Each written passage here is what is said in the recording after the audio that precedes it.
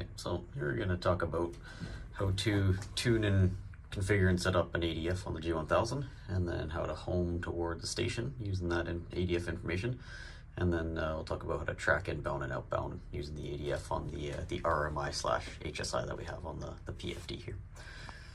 So first thing you do with any radio navigation, again, is your FITS test. So you're going to need a frequency first, and you can either pull it up off your map, or just like the VOR, you can go all the way up to the nearest page, and then you just go through and you find the nearest NDB page using the little knob here.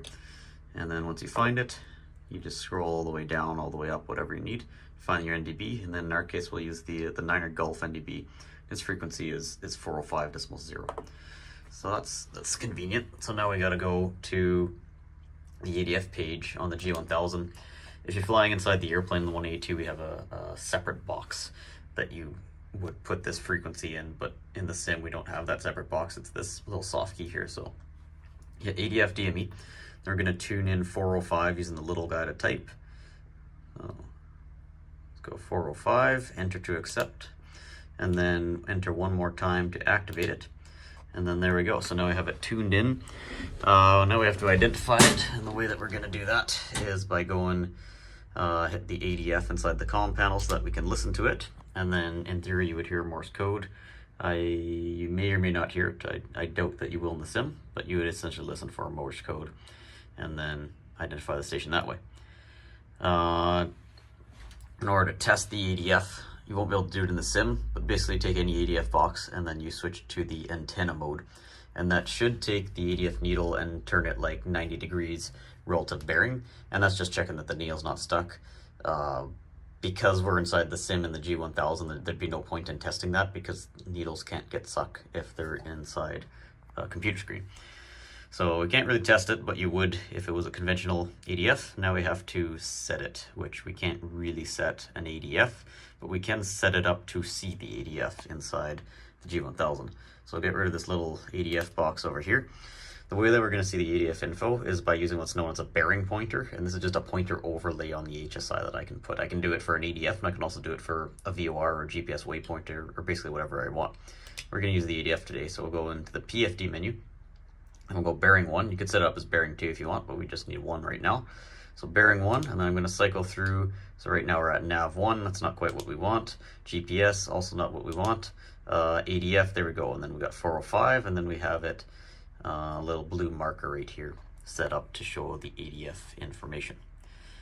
So now we've FITS tested the ADF, we've set it up so that we can see it. Now the question becomes, what would I do if I just wanted to home or go direct to the station? Well, if you just want to go direct to the station, the good news is the ADF is really straightforward for that. All you do is you turn quite literally direct to the station. So you turn to that little needle on your bearing pointer, and then you would fly that. And then if you wanted to even set like your little course knob right here to keep track of where you're actually flying inbound or what you're tracking inbound, outbound, you could do that as well.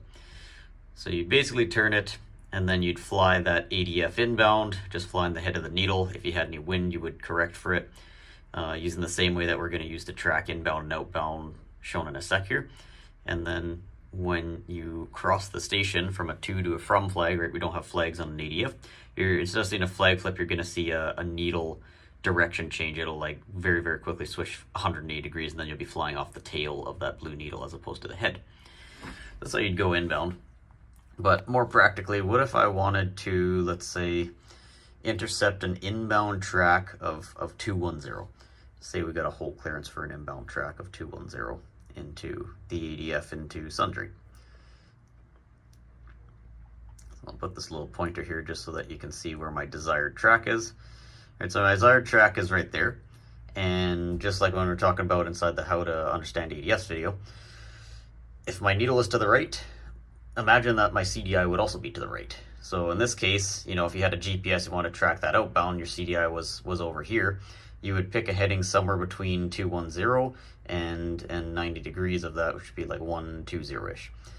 And in our case, because we have a little bearing pointer as well, you want to make sure you're doing the correction past that bearing pointer. So I might pick like a heading of 150, let's say, and then that would get me inbound on maybe like I don't know, 30-degree intercept or sorry, 60-degree intercept to that inbound track rather. So we'll go ahead and we'll kind of let the airplane fly itself to that heading, and then we'll see what happens.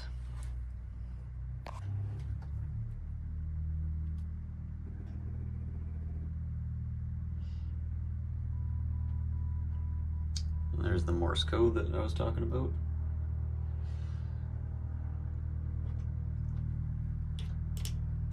Get rid of that.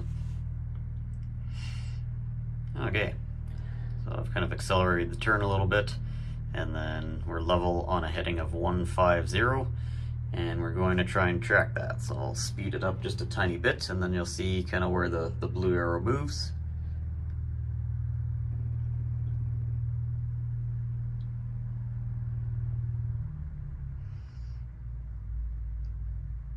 And depending on how close or far you are from the station, it'll either be very, very quick or super, super subtle.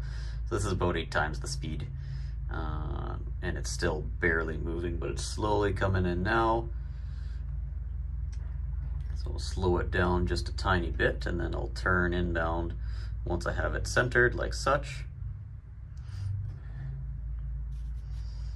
And then now we're tracking inbound. So probably would have noticed there was a little subtle deviation off of that blue arrow right when I turn. So all ADFs have this thing called a turning error, where if you're in a bank turn, it actually swings kind of to the inside of the turn, and that's not necessarily showing you directly where the station is. It's a little bit off of that, so just keep that in mind. If you're in a bank or anything like that, the ADF isn't necessarily reading correctly, especially if it's an actual ADF. If you're just using a bearing pointer off of the GPS, it probably won't do that, but because we're actually tracking legitimate ADF information, it'll definitely have all the errors.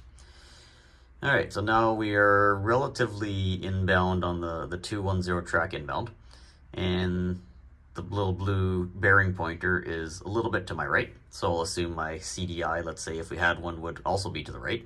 And then I'm going to correct to the right a little bit. So go past the, you always have to go past the blue arrow, otherwise you're basically just going direct to the station.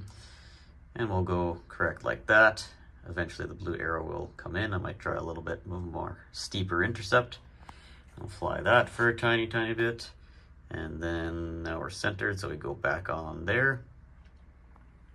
Again, you can see that little turning error there. We have no wind, so as long as I kind of just track this outbound, it'll basically, you know, not move at all until we cross the station. There's station passage, and then it does the flag flip. You know, if it was a VOR, in our case, it's like a needle flip, 180 degrees, and now we're tracking outbound on the 210. So if I wanted to track outbound on the 210, the same rule applies. Just keep in mind that the needle is on the other side now. So if I was totally off course, let's say the needle is, you know, a little bit to the right, and it is a little bit to the right, how would I correct for that?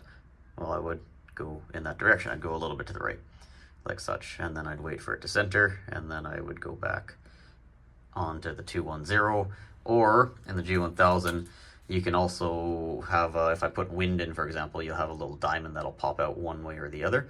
If you put the diamond right on your track, then you'll just be tracking that outbound, and you won't really need to drift off course, correct, drift off course, and correct. And you should always be applying some kind of wind correction if you had any wind, but because we're in a simulator, perfect scenario, we don't have that problem at all.